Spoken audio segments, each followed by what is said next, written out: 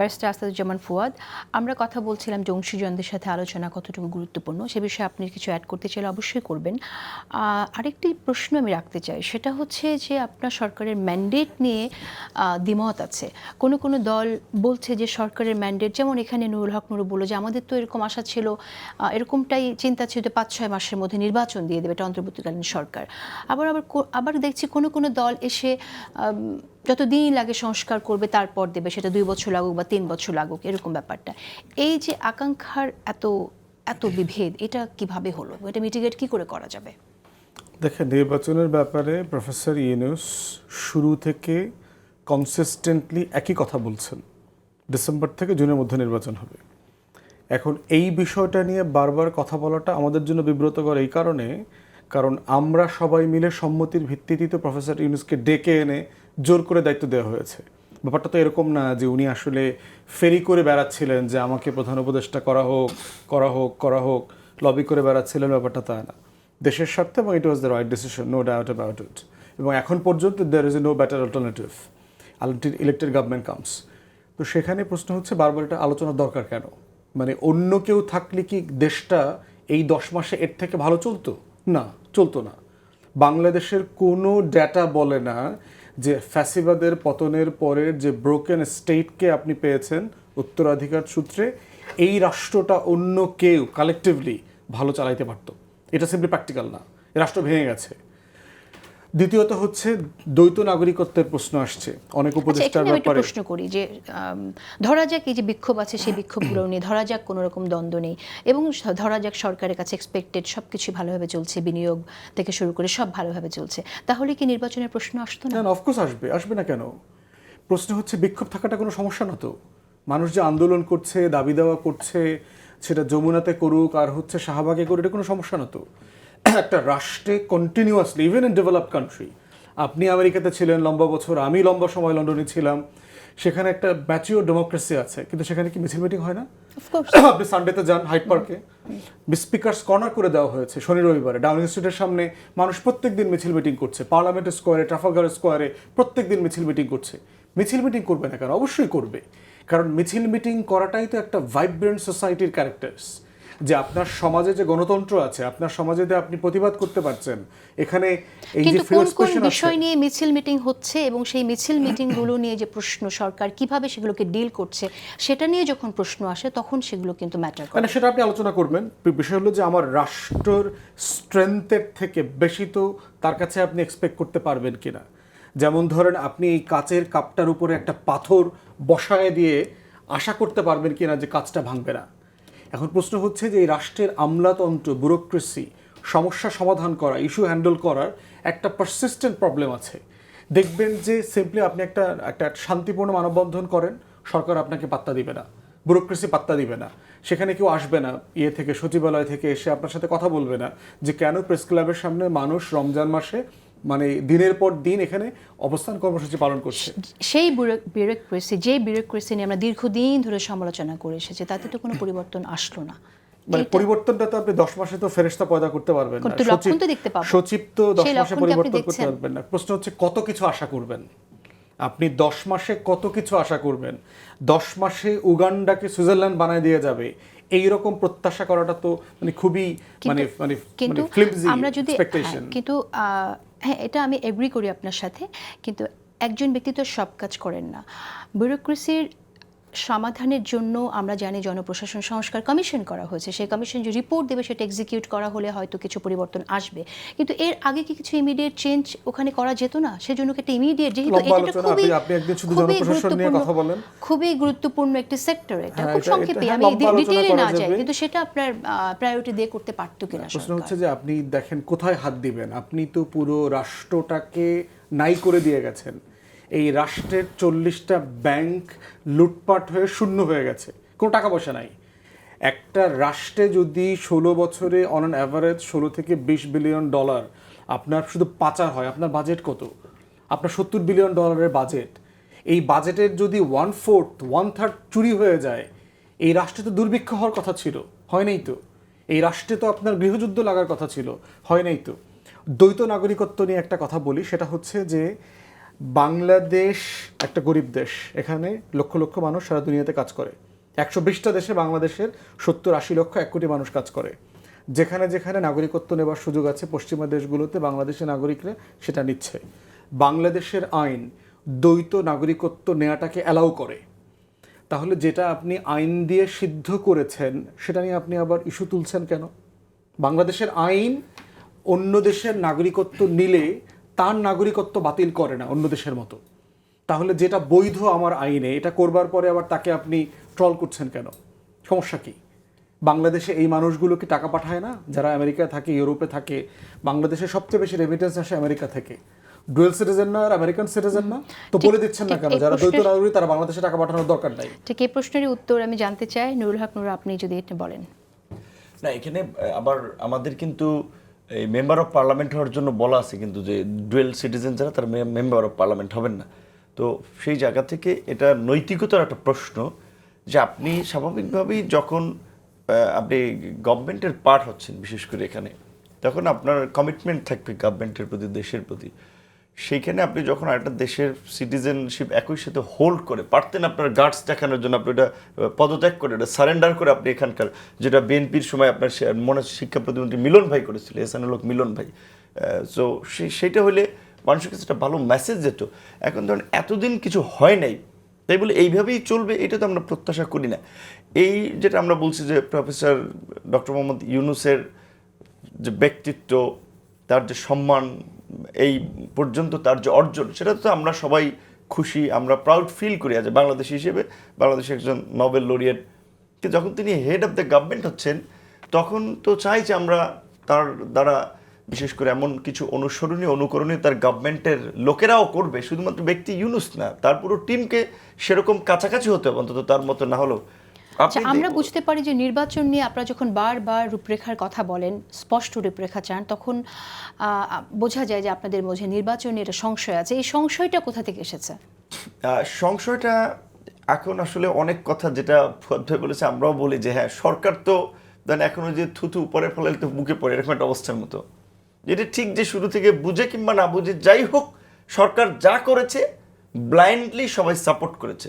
যেটা আমরা বলেছিলাম যে ওই রনি ভাই যেটা বলেছে, কোত্থেকে এই উপদেষ্টা পরিষদ প্রথমে 10 জনের নাম আসলো যে এই 10 জন নিয়ে আপনাদের আপত্তি আছে কিনা। ওকে, 10 জন বললাম চলে, কিন্তু সেই 10 জনের মধ্যে এখানে বোধহয় পরবর্তী না আবার নাম হলো 17 জন, সেখানে 6 জন দেখলাম সেই 10 জনের তালিকা থেকে ছিল। কোথেকে তালিকা আসলে এমনকি শুনলাম কোনো একটা অ্যাম্বাসির হাতে বসে কিছু তালিকা করে বা অ্যাম্বাসির রেফারেন্সে এখানে লোক ইনক্লুড হয়েছে। তো এটা যদি বাংলাদেশের ইন্টারিম গভর্নমেন্টের ক্যারেক্টার এবং সত্যিকার অর্থে এটা বাংলাদেশে ওই রকমের, বিশেষ করে যে 5ই আগস্টের পর একটা পরিস্থিতি, এই গভর্নমেন্টটা না বিএনপির মেজর পলিটিক্যাল পার্টি হিসেবে বিএনপির সাথে ডিসকাস করেছে, না জামাতের সাথে, না আমাদের সাথে। বলতে গেলে এখানে কোথায় কী হয়েছে আসলে আমরাও জানি। এমনকি অন্যান্য সময় দেখি যে এই ধরনের গভর্নমেন্ট বা এই ধরনের পরিস্থিতিতে মিলিটারি বিশেষ করে তাদের একটা রোল থাকে, এই গভর্নমেন্টে সেটাও নাই। তো সেই দিক থেকে এখনকার কিছু কর্মকাণ্ড আর ওই অতীতের কিছু অস্পষ্টতা মিলে রাজনৈতিকভাবে আমরা দেখতেছি যে কিছুটা ধোঁয়াশা তৈরি হচ্ছে, এবং এইটা আসলে মনে হচ্ছে যে বিহাইন্ড দ্য সিন অন্য কোনো প্লেয়ার আছে, যেই কারণে কিন্তু এখন সবার কনসার্নটা তৈরি হয়েছে। যেইটা আপনি লক্ষ্য করবেন যে বিএনপির সমস্ত নেতাদের বক্তব্য শুরুর দিকের অন্তত আমার মনে হয় যে 1 মাসের অন্তত 1-1.5 মাসের মতো যে পরিষ্কারভাবে তারা বলছিল যে আমরা একটা যৌক্তিক সময়ে নির্বাচন চাই, সময়ের কথা বলেন, যৌক্তিক সময়ে অ্যাড্রেস করেছে। এবং আমি রিকল করতে পারি যে আমি তো আর বিএনপি করি না, আমার একটা ভিন্ন রাজনৈতিক দল আছে, এবং এই সংগ্রামের সবচেয়ে বলতে পারবো যে one of the stakeholder, যে রাজপথের লড়াই সংগ্রাম শুধু বক্তৃতা বিবৃতি দিয়ে না, চাপাবাজি গলাবাজি করে নেয়, লড়াই সংগ্রাম করে রক্ত ঘাম দিয়ে হামলা মামলার শিকার হয়ে এইরকম লোক কম আছে। যে আমাদের যে সমস্ত তরুণরা বিশেষ করে এখনও যারা গণ অধিকার পরিষদ এবং তারা অঙ্গ সংগঠন কেন্দ্রিক রাজনীতি করছে, তো সেখানে আমি বিএনপির আপনার কি বলবো প্রশংসা করার জন্য না, বাস্তবতা যে বিএনপির মহাসচিব একবার আমাকে ডেকে বলেছিলেন যে আমরা যে ভাই এখন নির্বাচনের দিন তারিখ এগুলো নিয়ে আমাদের কোনো মাথা ব্যথা নেই, নির্বাচন পরে করা যাবে, এখন আপনারা সরকারকে স্টেবল করার জন্য সবাইকে সহযোগিতা করেন। এমনকি এই 5ই আগস্টের পরে আমরা যখন বেগম খালেদা জিয়ার সাথে দেখা করতে গেছিলাম ইউনাইটেডে, আমি বা আমার সেক্রেটারি রাশেদ খান, উনিও কিন্তু 2টা কথা আমাদেরকে জোর দিয়ে বলছিলেন যে এই ইউনূসকে সহযোগিতা করেন, জাতীয় ঐক্য ধরে রাখেন, নিজেদের মধ্যে বিভেদ করা যাবে না, এই ষড়যন্ত্র কিন্তু চলছে। উনি এই কথাটা সংক্ষেপে বলছিল। কিন্তু আজকে বিএনপি চেয়ারম্যান থেকে শুরু করে ভারপ্রাপ্ত চেয়ারম্যান থেকে শুরু করে সবাই কেন বিএনপির মতো মেজর পলিটিক্যাল পার্টি এখন তো পরিষ্কারই বলছে যে ইলেকশনের জন্য আমাদের রাস্তায় নামতে হবে, যমুনা ঘেরাও কেন করতে করছে? হবে। নিশ্চয়ই এর পেছনে অনেক কারণ আছে, এগুলো আমরা পাবলিকলি এটা স্বাভাবিকভাবে একটা রেসপন্সিবল জায়গা থেকে বলতে পারি। মানুষ এজিটেটেড হবে, সরকারকে সেই জায়গা থেকে স্টেবল আমরা হয়ে অনেক গেছে কিছু বলে বলতে পারি না। নাকি এখন কি সরকার স্টেবল হয়ে গেছে এখন এই জন্য দিন তারিখ না, চাওয়া যায়? সরকার তো 9 মাসে ওইটা আপনার এই মানে শুরুর দিকে আসলে যদি যে কোনো একটা পরিস্থিতি যদি নিয়ন্ত্রণে না আনতে পারে, সময় ক্ষেপণ হলে আর পারে না। তো এই সরকার শুরুর দিক থেকেই স্লোত গতিতে চলছে। আর সবচেয়ে দুর্বল দিক হচ্ছে সরকারের কোনো শক্ত লোক নাই, ওইভাবে স্ট্রংলি যে মুভ করবে একটা বিষয় ডিল করবে কোনো ওই রকম জিনিস। আপনি চিন্তা করেন সরকারের জনপ্রশাসন চালায় কে? মাহফুজের কি অভিজ্ঞতা আছে জনপ্রশাসন বা প্রশাসন? সে ওই জনপ্রশাসন সংক্রান্ত কমিটির সদস্য সচিব। পুলিশ প্রশাসন পদোন্নতির সদস্য সচিব হচ্ছে আসিফ মাহমুদ, তার কি এক্সপিরিয়েন্স আছে? এলজেডির মতো একটা বাড়ি মিনিস্ট্রি যেটা সাধারণত গভর্নমেন্ট সিনিয়র মিনিস্টার চালাতো, সব কিছু তো ভাই আপনি একটা হেলিকপ্টার, আমার মোটর প্রাইভেট কার আমি চালাইতে পারি, আমার কি হেলিকপ্টারে বসাই দিলে আমি ওটা চালাইতে পারবো? তারপরে হ্যাঁ অভিজ্ঞতার মধ্যে দিয়ে শিখবে, একটা মিনিস্ট্রি চালাতে পারতো। আমাদের ক্লোজ ছোট ভাই আমরা যখন বলছিলাম ভাই একটা মিনিস্ট্রি চালাও, সেটাকে রোল মডেল করো যেন মানুষ মনে করে যে তরুণরা এটা করেছে, কিন্তু সেগুলোর তো কর্ণপাত দেখি না। তো যখন বিশেষ করে স্যারও শুরুর দিকে বলে দিলেন ছাত্র আমার নিয়োগকর্তা, এই যে একেবারে বিশেষ করে কিছু ফর্মে উঠাই দিয়েছেন কিছু ছাত্র বা কিছু তরুণদেরকে, তারা এখন এসপি বানায়, ডিসি বানায়, দেন কয়েকদিন পরে ভিডিও বেরোয় সচিবালয় যে সচিব বদল করে, কথা না শুনলে তার বিরুদ্ধে আন্দোলন করে পদত্যাগের দাবিতে। প্রশাসনে এখনো স্থবিরতা এবং মাঠ প্রশাসন অস্বস্তির মধ্যে। তারা পরিষ্কার আমাদের সাথে বলে ভাই ইলেকশন কবে হবে, ইলেকশন হলে আমরা একটা স্বস্তি, যেই গভর্নমেন্ট আসুক। ব্যবসায়ীরা আতঙ্কে বলে ভাই আপনি ওই যে আপনি বিদেশিদের নিয়ে আসছেন, আমার তো দেশেই আমি ইনভেস্ট করতে আমি সাহস পাচ্ছি না, আমার টাকা আছে আমি ইনভেস্ট করবো না, আমার সিকিউরিটি দেবেন আপনি? আমার ফ্যাক্টরির ভাঙচুর হচ্ছে, আমার এই প্রতিষ্ঠান জ্বালিয়ে দেওয়ার হুমকি দেওয়া হচ্ছে, তো কে আমাকে প্রোটেক্ট করবে? প্রশাসন ভাঙচুরের পরে আসবে। সো এই নিজের দেশের বিনিয়োগকারীরাও কিন্তু এখনো আপনার আস্থায় নেই। তো সেক্ষেত্রে এইটা না করে আপনি খালি আইওস দেখানোর জন্য বাইরে থেকে একটা আইনের বিনিয়োগ সম্মেলন করলেন, এগুলো তো আইওস ছাড়া কিছু না। আচ্ছা, ধন্যবাদ আপনাকে। আপনি জানেন যে আজ সকালে চাকরি ফিরে পাওয়ার জন্য 4 দফা দাবিতে প্রেস ক্লাবের সামনে আপনার সমাবেশ করছে। আমি ঠিক আপডেটটা এই মোমেন্টে জানি না, 6টার সময় শেষ পর্যন্ত শুনেছিলাম তারা তখনও পর্যন্ত সেই সমাবেশে ছিলেন এবং সেনাবাহিনীর সিনিয়র অফিসার যিনি গিয়েছিলেন তিনি তাদের সাথে কথা বলে বোঝানোর চেষ্টা করেছেন। আমি ঠিক জানি না এটা শেষটা কি হয়েছে। আপনি কিভাবে দেখছেন আসলে এই যে তাদের চাকরিচ্যুত অফিসাররা যে এখন তারাও বিক্ষোভ করছে? অনেক কথা আমরা বলতে পারি, চতুর্মুখী একটা ষড়যন্ত্র এবং নানাবিধ একটা বিশৃঙ্খলা করার একটা চক্রান্ত চতুর্দিকে হচ্ছে। আর হবে স্বাভাবিকভাবে এইখানে আওয়ামী লীগের মতো ইন্ডিয়ার দীর্ঘদিনের একটা সোনার ডিম পাড়া হাঁস আপনি জবাই করে ফেলছেন, তিনটে তো মাথা নষ্ট হয়ে গেছে। সে বিভিন্ন ফন্টে খেলা শুরু করবে, এজেন্সি, রাজনৈতিক, বৈশ্বিক বিভিন্ন প্রেক্ষাপটে। তারপরে দেশের মধ্যে স্বাভাবিকভাবেই যখন দেখতেছে যে হ্যাঁ আমাদের সাথে গভর্নমেন্টের আগের যেই বলা চলে বোঝাপড়াটা ছিল সেখানেও নাই, কাজে এখানে বিভিন্ন দিক থেকে তো একটা উস্কানি বিশৃঙ্খলার পরিস্থিতি তৈরি করা পায় তারা তো চলছে। এবং সবচেয়ে বড় কথা দেখেন আছে বিএনপির মতো দল, আমরা ধরেন কথা বললে ঠিক আছে সরকার গুরুত্ব দিতেও পারে নাও দিতে পারে মানলাম, বিএনপির মতো একটা দল যার উইদাউট হেল্প ছাড়া এই যে 5ই আগস্টের পরপর আপনার যে দুর্গা পূজা হয়েছিল, সবচেয়ে বাংলাদেশের ইতিহাসে বোধহয় হিন্দুরা নিরাপত্তার মধ্যে দিয়ে উৎসবমুখর পরিবেশে আপনার এই দুর্গাপূজা পালন করেছে। এখানে বিএনপি পলিটিক্যাল পার্টি হিসেবে একটা ভালো রোল নিয়েছিল, ইউনিয়ন পর্যায় থেকে উপজেলা পর্যায় থেকে তার নেতাকর্মীদেরকে ওখানে ডেডিকেটেড করেছে, আমাদেরকে আলাপ করে বলেছে ভাই আপনাদেরও লোকজন সবাইকে ইনস্ট্রাকশন দেন সবাই যেন এই পূজার উৎসবটা পালন করে। সো বিএনপি গভর্নমেন্টের না থেকে অপোজিশন থেকে রোলটা প্লে করেছে। এখন বিএনপির মতো দল নির্বাচনের জন্য প্রধান উপদেষ্টার সাথে দেখা করলো, তারা বললো আমরা হতাশ হয়েছি। প্রধান উপদেষ্টার প্রতি আমাদের এই অগাধ শ্রদ্ধা ভালোবাসা। বিএনপির মহাসচিব বাংলাদেশের বলা চলে আমি মনে করি যে গত অন্তত এই 1.5 দশকের মধ্যে একজন মানুষ যার একটা এই ধরনের একটা আন্দোলন সংগ্রাম এবং আপোষহীন একটা ইমেজ, একটা সজ্জন ব্যক্তিত্ব হিসেবে পরিচিত, আপনারা শুনেছি তার মুখ থেকে তিনি হতাশ হয়েছেন। তো এগুলো তো আরো দূরত্ব বাড়ায়। তো এগুলো যদি চলতে থাকে আন্দোলন আরো দেখবেন এবং পরিস্থিতি আরো অবনতির দিকে, পরিস্থিতি যেন আরো অবনতি না হয় সেজন্য কি করণীয়? রেজাউল কামরানী আপনি কি বলবেন? দেখেন, আমরা রাষ্ট্রকে শক্তিশালী দেখতে চাই, কিন্তু যদি ডিপ স্টেট শক্তিশালী হয়ে যায় সেক্ষেত্রে জন আকাঙ্ক্ষা ব্যাহত হবে, এই অস্থিরতা এগুলো বাড়বে। কিন্তু অভ্যুত্থানের পরে ধরেন এক ধরনের এনার্কিক পরিবেশ থাকে সমাজে, এটা স্বাভাবিক। কিন্তু আমাদের যেটা বুঝতে হবে সেটা এখানে আলোচনায় আসলো যে বাংলাদেশটা ফাংশন করে কিভাবে। এটা ফাংশন করে আওয়ামী মডেলে। এখানে আওয়ামী লীগকে আমরা তো পুরোপুরিভাবে এখনো বুঝতে পারিনি। আপনি একটা কার্যক্রম প্রক্রিয়ার মধ্য দিয়ে তার কার্যক্রম স্থগিত ঘোষণা করেছেন, কিন্তু আওয়ামী লীগকে তো পরিপূর্ণ বিচারিক প্রক্রিয়ায় আপনাকে আনতে হবে। বিচারিক প্রক্রিয়া আনার মধ্য দিয়ে আপনার আওয়ামী লীগের যারা ফৌজদারি অপরাধী তাদেরকে যেমন বিচার করতে হবে, তার সাথে সাথে এই পুরা সিন্ডিকেটটা যারা টিকায় রাখছে, যারা এটাকে আপনার কি বলে যে পরিপুষ্ট করার ক্ষেত্রে ভূমিকা রাখছে, সেইটা আমলাতন্ত্র থেকে শুরু করে সাংস্কৃতিক ইন্ডাস্ট্রি এবং একই সাথে আপনার এই বিশাল আপনার বিজনেস সেক্টর, তার যে আপনার এই যে আমাদের ইস্টাবলিশমেন্ট বলে যেটাকে, এই ইস্টাবলিশমেন্ট এতটাই করাপ্ট, হ্যাঁ, ফলে এইখানে আপনি যাকেই বসান না কেন সে তো আসলে আপনার এই ইনস্ট্রুমেন্টের মধ্যে আসলে ফাংশন করতে পারবে না। ফলে এখন আপনি যদি মানে গাছের ডালে বসে গাছের গোড়া কাটতে চান, তাহলে তো প্রথমে আপনি আহত হবেন। এই গভর্নমেন্টের অবস্থা হচ্ছে সেরকম। তাহলে এই যে একটা আওয়ামীময় পরিবেশের মধ্যে দিয়ে একটা আওয়ামী বিরোধী সংস্কৃতির দিকে, একটা গণতান্ত্রিক অবস্থার দিকে আপনি দেশকে পরিচালনা করবেন, তার জন্য অভ্যুত্থানের শক্তির মধ্যে যে ঐক্যটা দরকার ছিল, হ্যাঁ, 5 তারিখের দেখেন বাংলাদেশে সমস্ত বিষয়ে রাজনৈতিক দলগুলোর মধ্যে বিভেদ থাকলেও 2টা জায়গায় পরীক্ষিতভাবে ঐক্যমত আছে। একটা হলো ভারত প্রশ্নে, আরেকটা হলো আওয়ামী লীগ প্রশ্নে। তো এই 2টা ঐক্যমতকে আপনি কাজে লাগিয়ে সরকারকে আপনি এমনভাবে পরিচালনা করবেন যাতে জন আকাঙ্ক্ষাটা ফ্রম ভেরি বিগিনিং আপনার প্রতিফলিত হবে আপনার প্রত্যেকটা কাজে, প্রত্যেকটা স্টেপে। তা না করে এখনও পর্যন্ত আপনি যদি দেখেন যে এখানে ফ্যাসিলিটি কারা পাচ্ছে, হ্যাঁ, কোনো কিছু প্রপারলি ফাংশন করছে না সত্য, তারপরেও যতটা ফাংশন করছে সেখানে ফ্যাসিলিটি কারা পাচ্ছে, সেখানে ফ্যাসিলিটি পাচ্ছে কিন্তু সেই করাপ্ট ইস্টাবলিশমেন্টই। হ্যাঁ, শুধু হ্যাঁ আমরা কিছু লোক কথাবার্তা বলার সুযোগ পাচ্ছি, এটা দেখা যাচ্ছে, কিন্তু এই যে একটা আপনারা ধরেন যে পুরা ব্যবস্থাপনার মধ্যে এই যে করাপ্ট আপনার ইস্টাবলিশমেন্ট, সেটাকে যদি আপনি রিপ্লেস করতে না পারেন, সেখানে যদি আপনি কাউন্টার প্রতিষ্ঠান করার কিন্তু ক্ষেত্রে এই কাজটা করতে গেলে তো একীভূত হতে হবে এবং সবাইকে একসাথে বসে সিদ্ধান্ত নিতে হবে।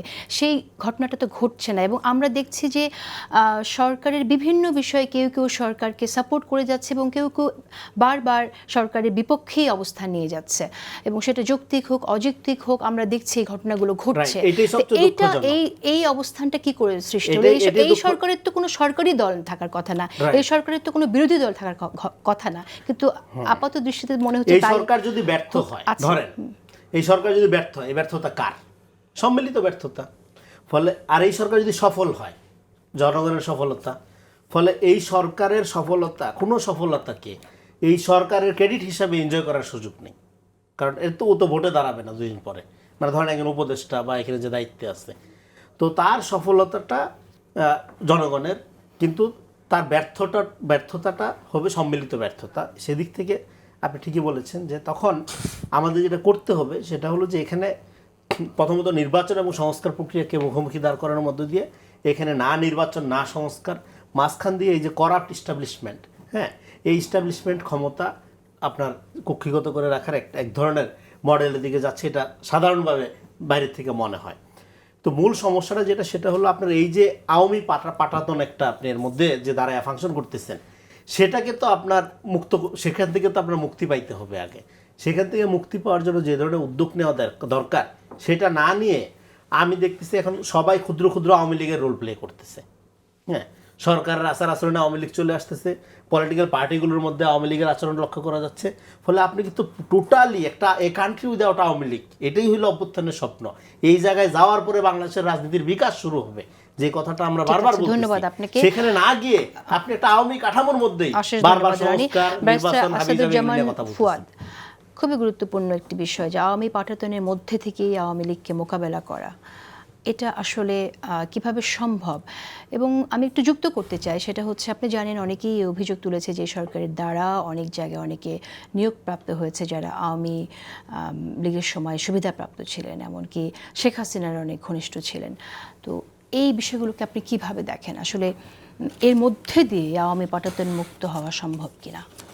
এটা খুব চ্যালেঞ্জিং একটা কাজ, কারণ হচ্ছে যে আপনার একটা পার্টি অথবা একটা ফ্যামিলি অথবা 1-2 জন মানুষ যখন একটা রাষ্ট্রকে 16-17 বছর 18 বছর শাসন করে, যেখানে কোনো গণতন্ত্র ছিল না, মেধার চর্চা ছিল না, পেশাদারিত্বের চর্চা হারায় গেছে, সেই জায়গাতে আপনি প্রশাসনে সেই মানুষগুলো কোথায় পাবেন? আমরা বিভিন্ন জায়গায় সংকটের কথা বলছি। আমরা নিজেরাও বহু উপদেষ্টাকে জিজ্ঞেস করেছি যে আপনাদের এই যে ডজন ডজন সচিব যারা হাসিনার অ্যাপয়েন্টিস ছিল, তারা কেন এখনো পদে আছে? এবং তাদের কিন্তু অনেক সিরিয়াস উত্তর আছে। ধরেন একজন উপদেষ্টা বলেছেন আমাকে যে যেই পিএসকে আমি রেখেছি আগের আমলের, পিএস যিনি ছিলেন আগের মন্ত্রীর, সে খুবই অনেস্ট এবং ভেরি কম্পিটেন্ট, যোগ্য মানুষ। শুধুমাত্র আগের আমলের কোনো মন্ত্রীর পিএস ছিলেন, এইটা তো তার কোনো দোষ হইতে পারে না ওই আমলার, যদি সে জেনুইনলি সৎ এবং যোগ্য মানুষ হয়ে থাকেন। একজন করাপ্ট লোককে যে সহযোগিতা করছে তাকে আপনি সৎ বলেন কি করে? তার সাথে চাকরি করছে। ধরেন একজন পুলিশ অফিসারকে রিসেন্টলি সাসপেন্ড করা তাহলে হয়েছে, ধরে নিতে হবে যে সেই চাকরিজীবী কোনো সততা নেই, না সততার ওইটা জায়গা নট নেই। নেসেসারি, ওটা আপনি বলতে পারবেন না। ব্যাপারটা এরকম না। এত সিম্পলিফিকেশন করলে আপনি রাষ্ট্র চালাইতে পারবেন না। এই রাষ্ট্রটাকে তার মানে compromise করতে হচ্ছে, সততার নতুন ব্যাখ্যা দাঁড় করাতে প্র্যাকটিক্যাল না, হচ্ছে। না প্র্যাকটিক্যাল না, এটা বাস্তবতা তারা। ধরেন একজন এসপিকে রিসেন্টলি সাসপেন্ড করা হয়েছে, যিনি পুলিশের যিনি আইজি ছিলেন নুরুল হুদা, যিনি জেলে আছেন এখন, তার পিএস ছিলেন। এখন ওই এসপি কি নিজে গিয়ে আইজিকে বলছে যে তুমি আমার পিএস বানাও? পিএস বানায় কি তার পারপাস সার্ভ করতে পারবে, ভালো ইংরেজি জানে, ভালো বাংলা জানে, টাইপ ভালো জানে, ডকুমেন্টেশন পড়তে পারে, ব্রিফ করতে পারে, কিছু ক্রাইটেরিয়া দেখে একজন মানুষ করে, আপাতমস্তক একটা সৎ মানুষ।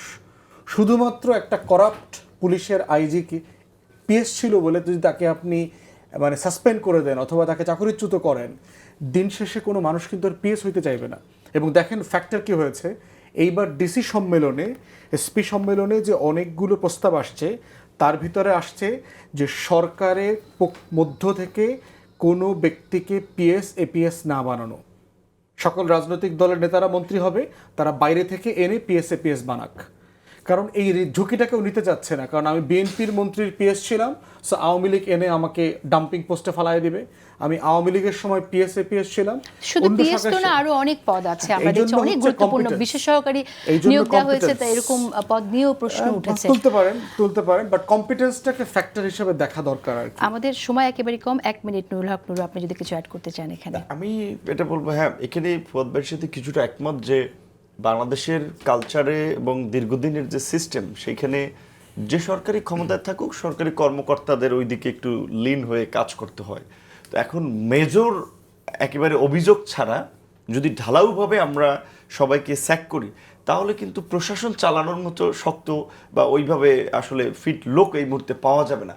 এবং এই সময় নতুন একটা ট্রেন্ড চালু হয়েছে। আগে যেমন আওয়ামী লীগ জামাত শিবির বলে অনেকে চাকরিচ্যুত করতো, হামলা করতো, তার ব্যবসা বাণিজ্য প্রতিষ্ঠান দখল করতো। এখন আবার একটা গ্রুপের উত্থান হয়েছে, এটা দুঃখজনক। কেউ ধরেন আন্দোলন করছে, অভ্যুত্থানকারী এই পরিচয় দিয়ে সচিবালয়ে যাচ্ছে, ব্যবসা প্রতিষ্ঠান যাচ্ছে, যে অমুকে আওয়ামী লীগের দোসর, ফ্যাসিবাদের দোসর, তাকে হামলা করা, মামলা করা, তার সম্পদ ছিনিয়ে নেওয়া, মামলা বাণিজ্য করা। একজনে মামলা করেছে। আজকে যে ঘটনা, অভিনেত্রী নুসরাত ফারিয়াকে বিমানবন্দরে আটক করলো। এতে আমাদের কোনো অ্যাচিভমেন্ট আছে, আউটপুট আছে? নুসরাত ফারিয়া কি কাউরে মারতে আসছে? তাহলে এদের মতো লোককে মামলা আসামি করে কেন মামলাকে হাস্যকর করা লাগবে? সাকিব আল হাসানকে হত্যা মামলার আসামি করছে, সাকিবকে এসে গুলি করছে। সাকিব আল হাসান মানি লন্ডারিংয়ে জড়িত, ওইখানে আমরা মামলা দেন। সাকিব আল হাসান জুয়ার মতো ক্রাইমে অপরাধ, ওইখানে আপনি তাকে অভিযুক্ত করেন। সো এই যে ভিত্তিহীন মামলা, যাকে তাকে ফ্যাসিবাদের দোসর, আওয়ামী দোসর তকমা দিয়ে আবার বিভিন্ন গণমাধ্যম, ব্যবসা প্রতিষ্ঠান থেকে মানুষকে যে হয়রানি করা হচ্ছে, এইটাকে আমরা সমর্থন করি না এবং এর বিরুদ্ধে আবার আমাদের দাঁড়াতে হবে। নাহলে কিন্তু এটা আবার একটা ভয়ঙ্কর পরিস্থিতি। একদম 30 সেকেন্ডস রেজাল্ট কমরানি। হ্যাঁ, সে এখন দেখেন বাংলাদেশে যে জায়গাটা আরেকটা গুরুত্বপূর্ণ জায়গা আমাদের আলোচনা করতে হবে, সেটা হলো এখানে যে জিও পলিটিক্স। আগামীতে বাংলাদেশে একটা যুদ্ধের ফ্রন্টলাইন স্টেটে পরিণত হতে যাচ্ছে আমরা দেখতে পাচ্ছি।